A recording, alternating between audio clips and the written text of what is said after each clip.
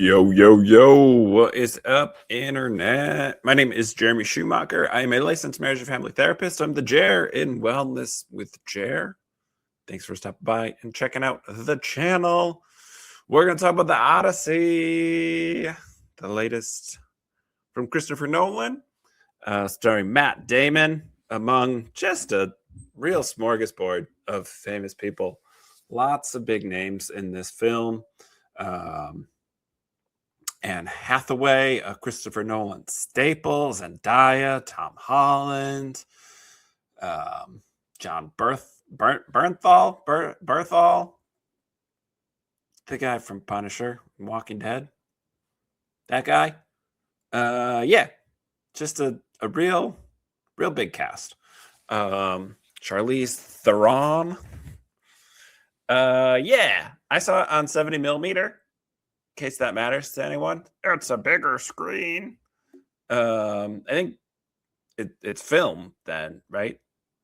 That's the thing. It's shot on film, not digitally, but not IMAX. IMAX can trigger my vertigo, and I think Chicago's the closest one. I saw it at the Oriental Theater here in Milwaukee, which does 70 millimeter films, which is great and lovely.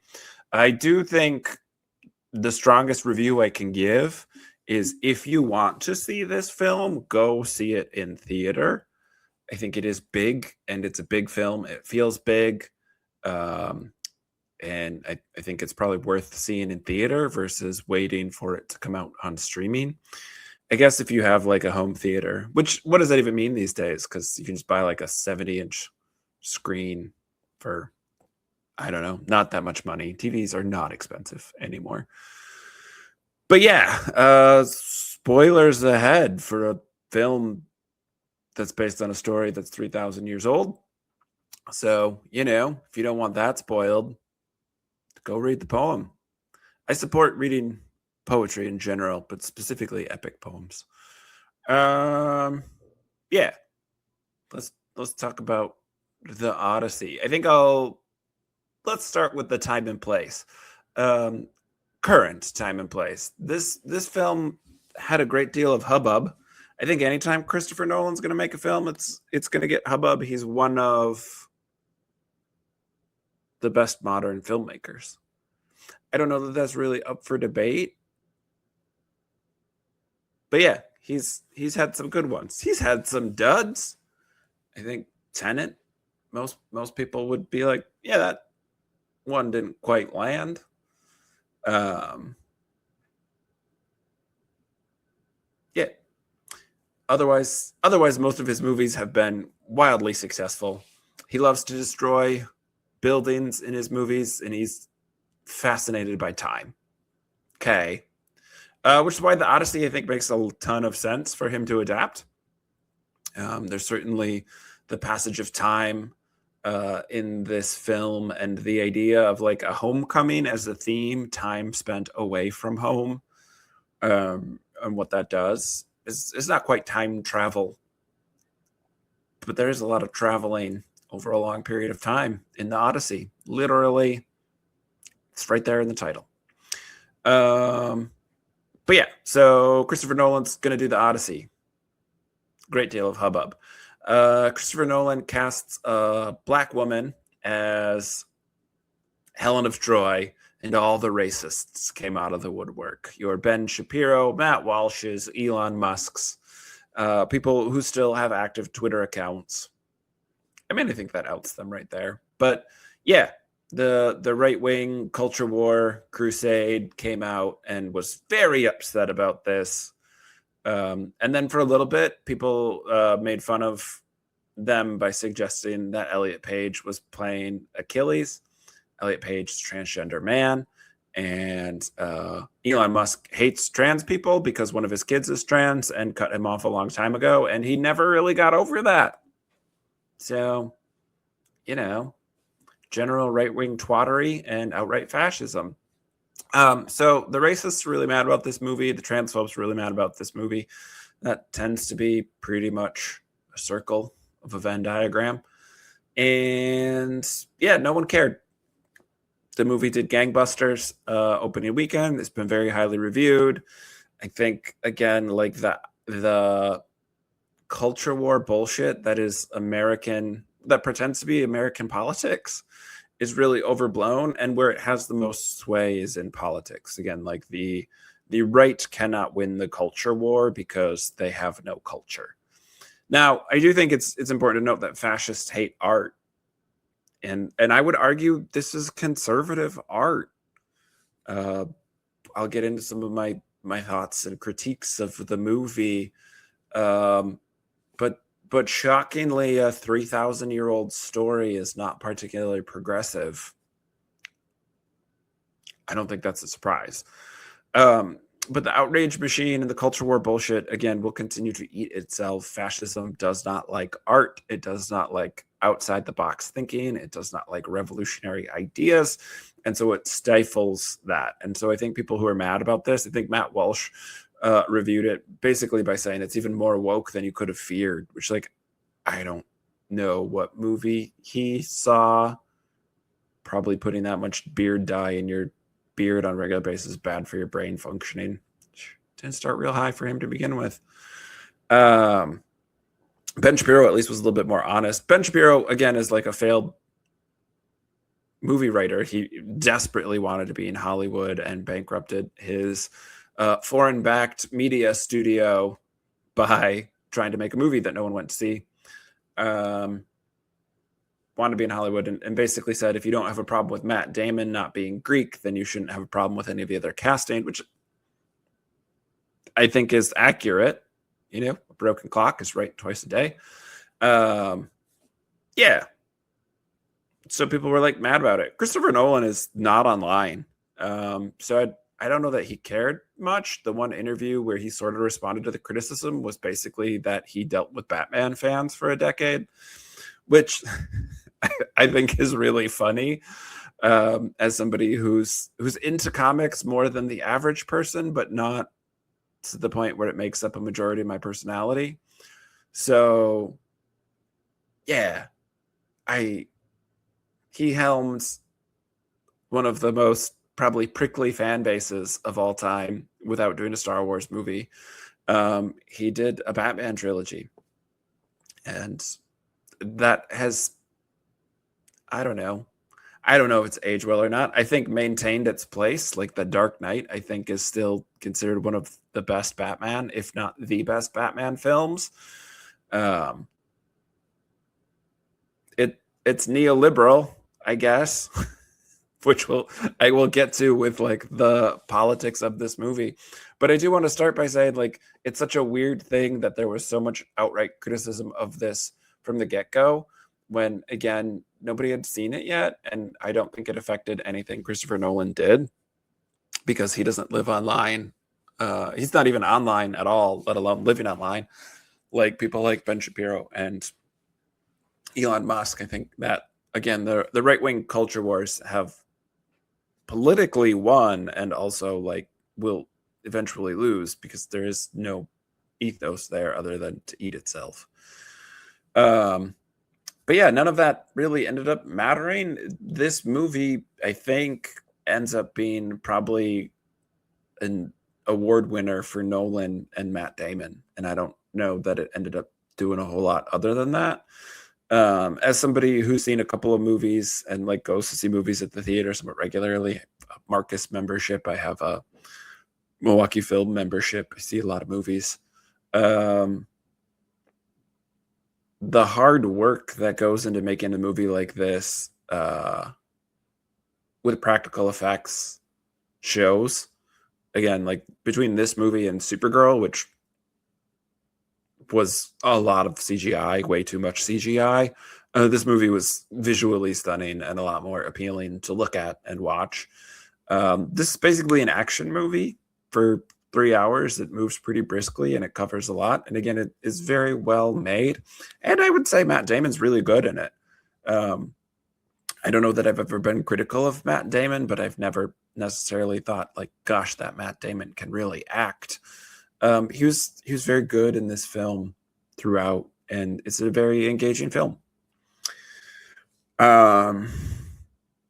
It's the Odyssey. It's after the Trojan War, Odysseus and his men struggle to come home. His wife has suitors who want to marry her, and his kid wants to know if he's alive or not. That's the story, right? And that's the story that Nolan tells. I don't think the adaptation really changes much. The sort of cultural, social awareness around it would have been different back in the day than now. A lot of the other criticism was on like set design and like the armor, which again, so many people have just lost the plot. Like the Odyssey is fiction. It's a fairy tale. It's fantasy. While there are people who say like the Trojan War is based on something, an event that did happen, it's been mythologized beyond the point of being anything recognizable. It's the gods wanted to kill off a bunch of people because the world was overpopulated, or it was also maybe differently, the gods wanted to kill off all the demigods because the gods kept fucking humans. It's myth, and so in its sort of oral tradition and being told to different audiences and performed as an epic poem by different performers, like it took on different things. There are different meanings, different interpretations, and at this point 3,000 years later there's also a ton of different translations. And so what they wore for armor, no one knows, because it either didn't happen, it's where I sort of land, or B, is lost to history, happened long enough ago that we wouldn't know, right? If you want to look at it as a historical fiction, we can guess at certain things of it would have looked like this, or this. But again, it's fiction, it's a fantasy, and so for that fantasy to be what maybe a modern English-speaking audience thinks the Trojan War would look like, the helmets they would have worn, the spears they would have used, is fine. I think it's fantasy. Is it a particularly woke film? No, I think, again, like casting a black woman in a film doesn't make it woke. And it certainly isn't full of progressive ideas. It isn't particularly interested in Greek heritage or culture. It's just a story about this guy, Odysseus. The Odyssey is about Odysseus and his trek home. And everybody else in the film is a background character, right? Tom Holland plays Telemachus, who's the closest to a secondary character. He's probably on screen the most besides Odysseus, and it is somewhat his story as future heir to the throne who also is like missing his dad but didn't really know his dad. Like it's a touch of coming of age. Again, like it's a Christopher Nolan film, so it's like a dude who gets sucked into his job too much and like misses his kids, but there isn't actually any relationship there. It's just a plot point. And I think if Nolan has criticism, it is that like he doesn't know how to write women, which by and large is true. Even in Inception, like you get the dead wife trope. Sort of what he does. I don't know. I don't want to say Following is his best film about women because it's about a dude who is a stalker. So I'm not condoning that. I'm merely suggesting that, like, yes, he doesn't have prominent female roles in any of his films. Batman, Matthew McConaughey in Interstellar, Leo in Inception. I don't know. I liked Inception. Inception's the movie I say is most like therapy in a very sort of tongue-in-cheek way, where my job is to plant ideas in people's mind and convince them that they came up with that idea themselves, so they actually do it. I'm joking when I say that. I don't think there are any good movies about therapy. The yeah, I don't know. The Odyssey is that. It's a dude action film. Odysseus is not particularly clever, which I think, as somebody who grew up on various interpretations of mythology, which again, like, because I was raised by teachers and read a lot of poetry, I have a tattoo from an epic poem of Rhyme of the Ancient Mariner. Like, that's sort of what I grew up around, like knowing what allegories were. I don't know. I was a weird kid, late diagnosed neurodivergent, and also raised by teachers. So growing up around this type of stuff and reading a lot of mythology, growing up reading encyclopedias for fun because the 90s were boring and I was a weird kid. I took issue with like Odysseus is sort of clever and sometimes too clever. And I don't think that comes through. Him getting out of the Cyclops' cave was not particularly clever. He doesn't really solve much else. He's just sort of like better than the suitors who are not good people. But it's sort of like regretful. And I guess that's probably current modern storytelling, is like imperial armies go and do bad things and then feel bad about it a decade later. Like a little bit of that meme of like,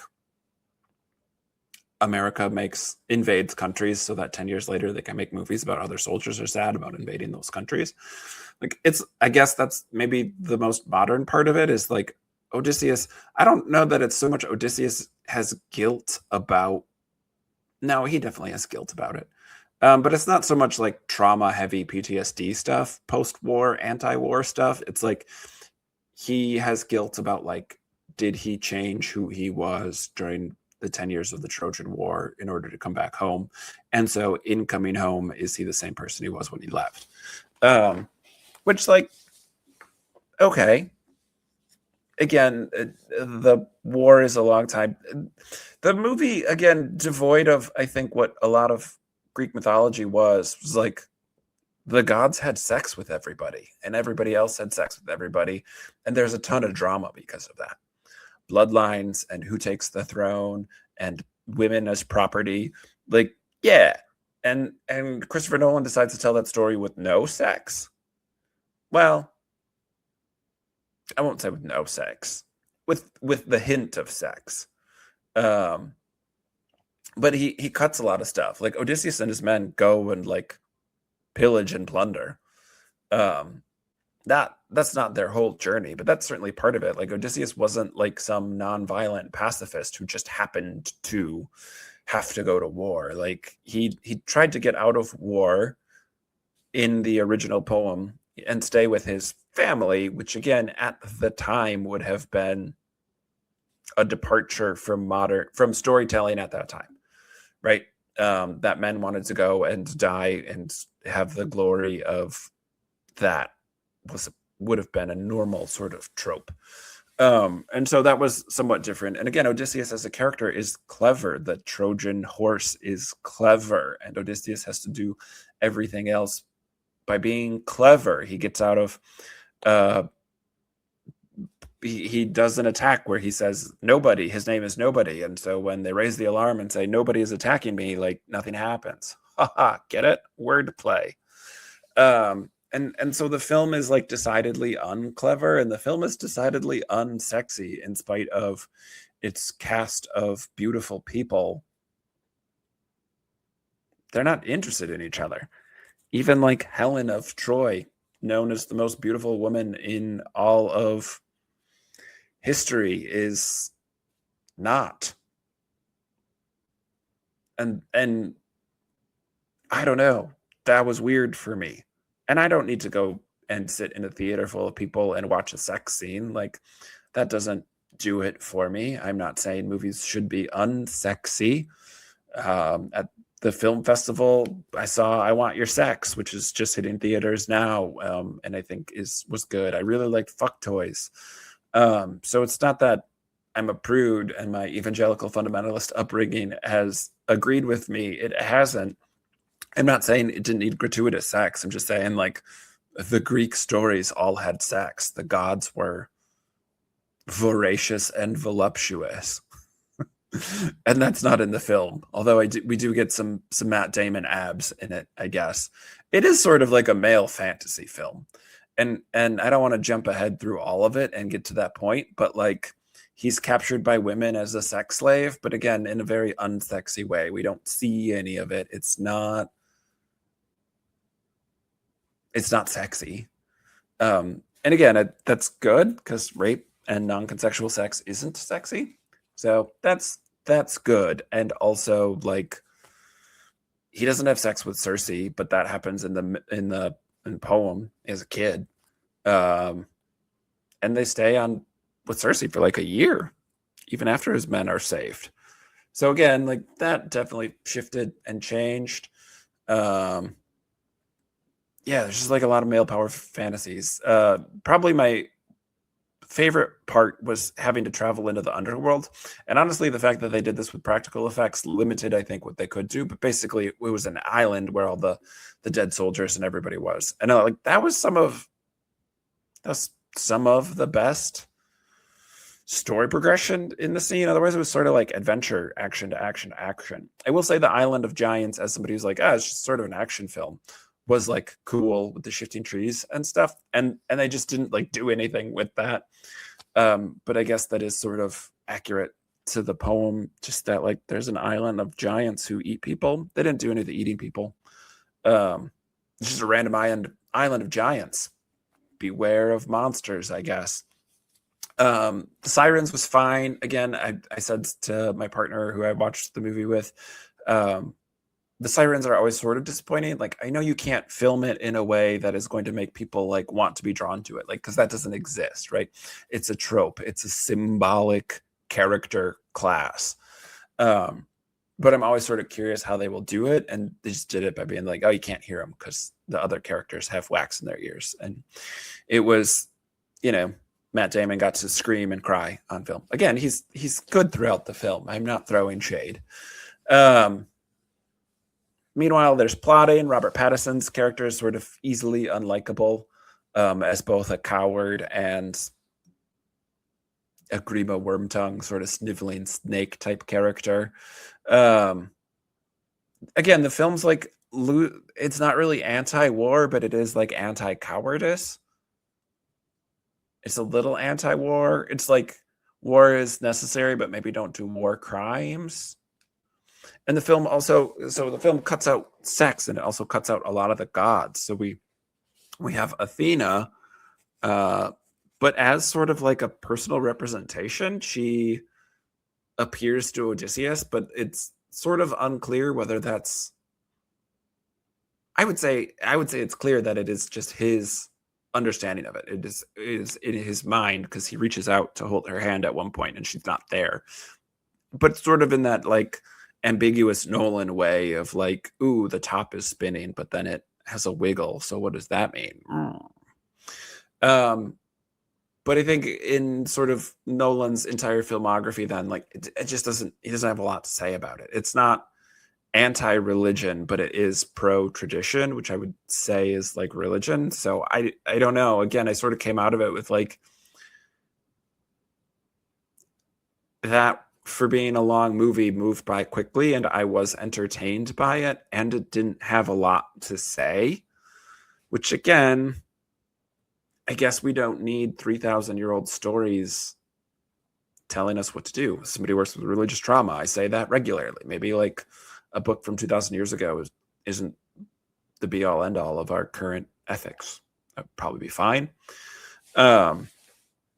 I did find, again, it was just sort of like devoid of meaning. You have the father-son relationship, but like the father's been gone for a decade. It's important for him to get home in, again, sort of the same way of like Interstellar. This concept of like homecoming is there in Christopher Nolan's films. The concept of sort of family, but there's no relationship ever. Right? We have one scene of Anne Hathaway and Matt Damon, Odysseus and Penelope together in bed. He's leaving and he wants her to remarry and she doesn't want to because she loves him and he loves her. But if something happens, whatever. the commitment is most important. His commitment to her and hers to him, that she doesn't take the suitors, that she unravels the weaving she's working on, because she said she would remarry when that is done, and so she makes sure it never is done. They're deeply committed to each other, but again, there's not a relationship. Penelope at one point does sort of say, how dare everyone, because she's been on the throne for as long as Odysseus has been gone, and nobody cares about that. And like, that was sort of compelling, and then we backed off of it right away. Again, the film just sort of like brings up ideas and then doesn't do anything with them. And then where I really think why I didn't like the film, I didn't love the soundtrack. I do feel like for as big of a film as this was, and for as beautifully shot and made as it was, the soundtrack, like, it's not one I'll go back to. Lord of the Rings instantly transports me to Lord of the Rings. A Gladiator, right? I will be sad and think of touching wheat, walking through a field when I hear that soundtrack. You know, like, I think big movies like this have generally like very obvious scores, and I will even listen to film soundtracks without watching the film sometimes, just because it's good music. And this one, I didn't feel that way about the soundtrack.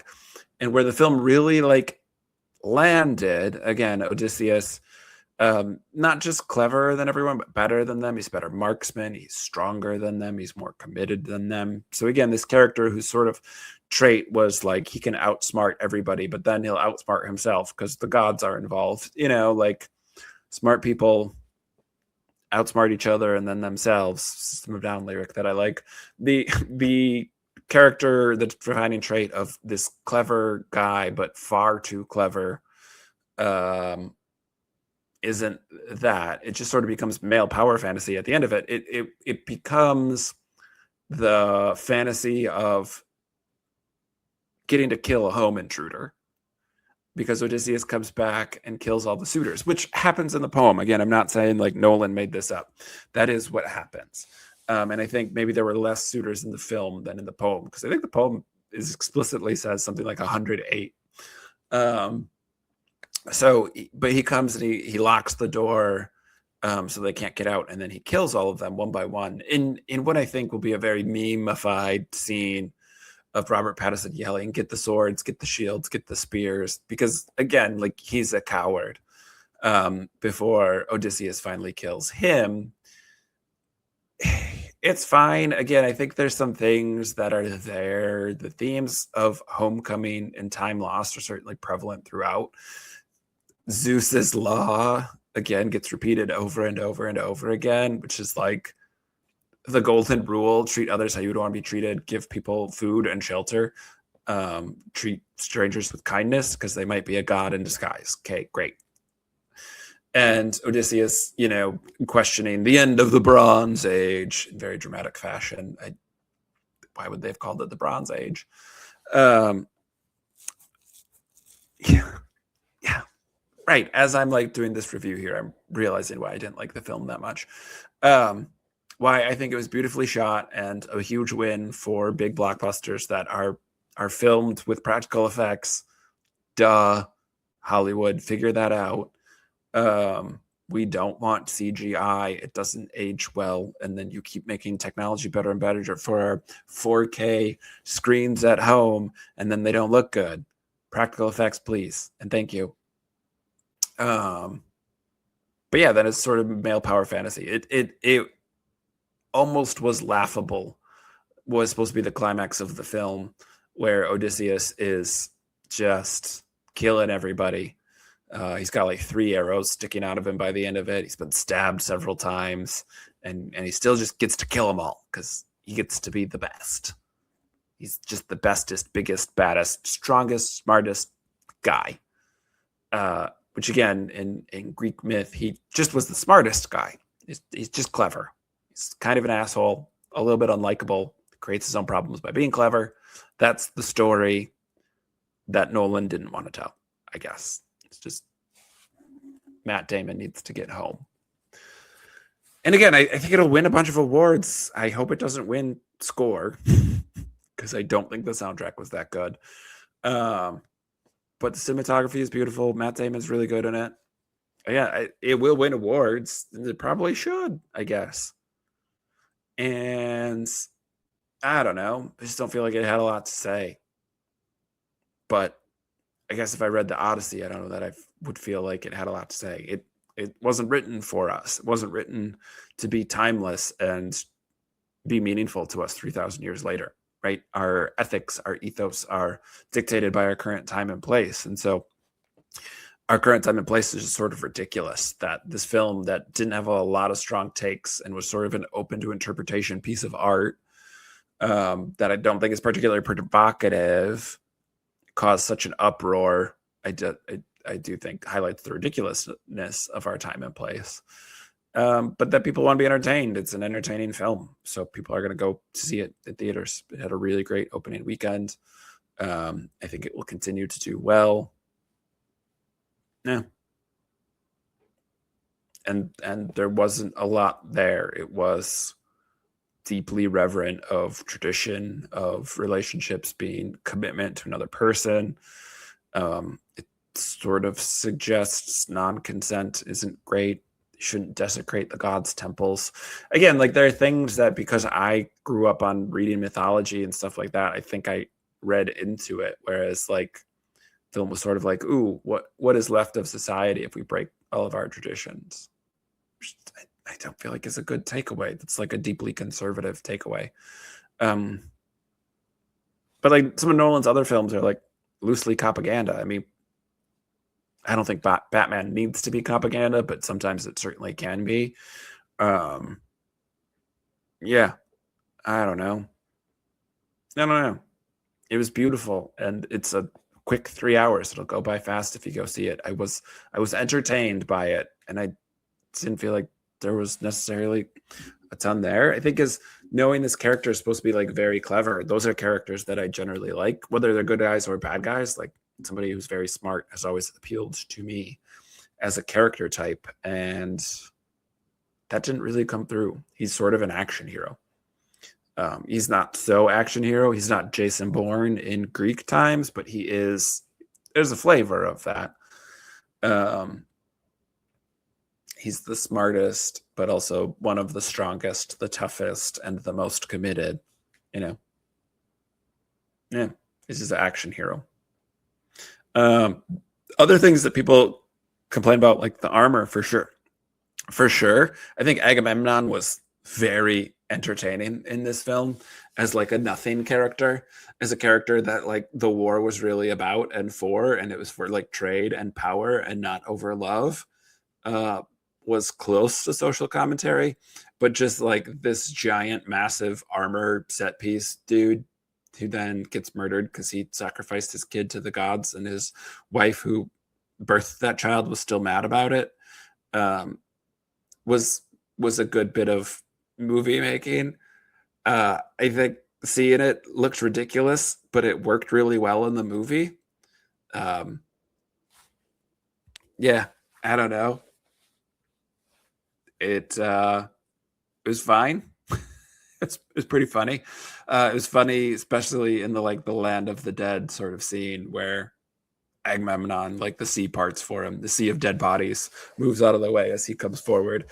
Was a good bit of presence in the film. Yeah, I thought like the practical sort of take on the Trojan horse, not like this giant hulking mass on wheels, but how it probably likely would have had to be dragged into the city and stuff like that was good. That Odysseus lies to sit on is good. The beggar, he comes back as a beggar and sees how poorly everyone is treating his house. Again, like there's stuff in there that I think was like well made and shot and acted.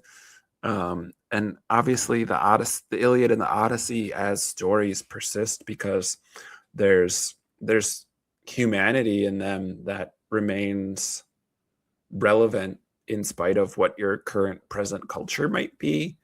There's love and loss, and there's hubris, lots and lots of hubris. but like the gods are messy in all of these stories, and again, like it's sort of a sexless, godless film that also is like pro tradition, which I think is a weird place to land.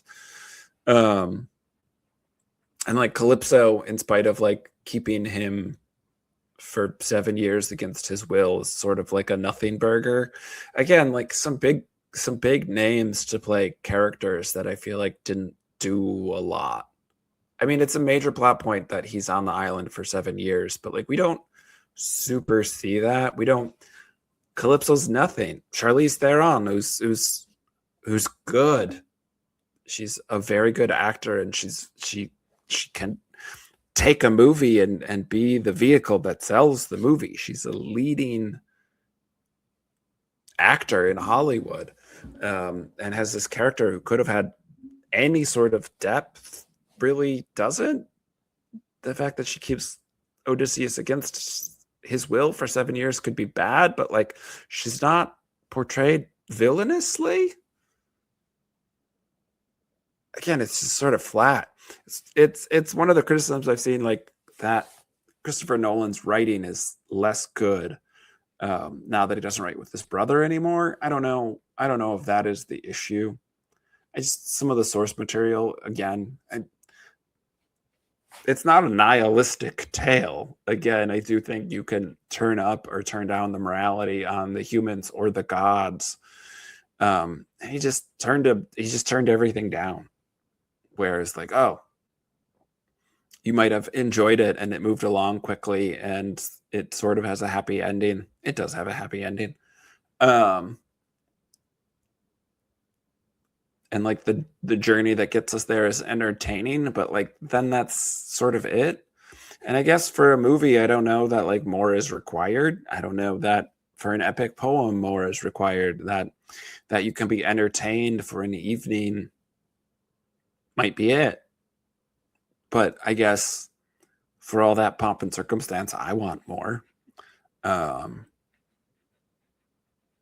So yeah, it was fine. I think it tells us a lot about like where culture is at, how the culture reacted. I think it tells a lot where like Nolan is at. Again, he's not a disruptive force other than like he makes really good movies that make a ton of money. And so if people want to do that, the point isn't to make a ton of money. The point is to put in the effort into the filmmaking. Again, like why a Nolan film will stand the test of time versus like the MCU, which also costs a lot to make those movies. Cause like it's just an actor in front of a green screen for 2.5 hours. Like that's not compelling. So I guess that's the main takeaway is like practical effects for the win. The art of making a film for the win. It's not Nolan's best. I would say Interstellar and Inception were easily better. I personally liked the Batman movies better. Yeah.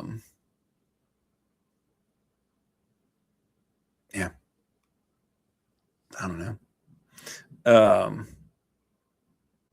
What was Memento was Nolan. And Following. I don't know that a lot of people have seen Following. Yeah, I don't know. It's his. I don't know that it's the most epic because Inception definitely feels bigger.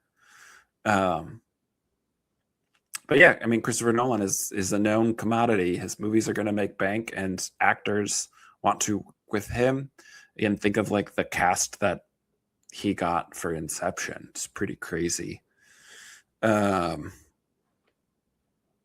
one's crazier. Again, like you will recognize everybody on screen, which is wild. So if you're going to go see it, if you're interested in it, go see it on the big screen. Again, I think it's really beautifully made and fun to watch.